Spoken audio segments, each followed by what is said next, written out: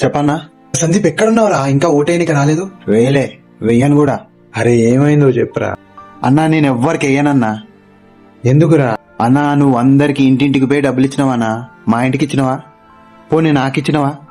అరే ఊళ్ళో జనాలు నువ్వు ఒకటేనారా? ఎప్పుడు నా ఇంటనే తిరుగుతావు గారా?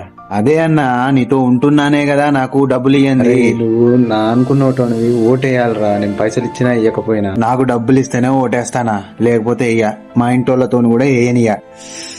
సరే గాని తీసుకురా, మనిషికి 2000 ఇస్తా. A few moments later. అన్నా ఓటేసేచ్చాం. థ్యాంక్స్ రా. కానీ నాది ఒకటే ఒక రిక్వెస్ట్ అన్న, పైసలు తెంగకుండా పని చేయన్నా. నా సపోర్ట్ ఎప్పుడు నీకే ఉంటది. అయితే నువ్వు ఓ పని చేయి. ఈ పైసలు లేకుండా ఓటేయడంట, కానీ నేనైతే పైసలు తినొద్దట. బరాబర్ దింగుతా.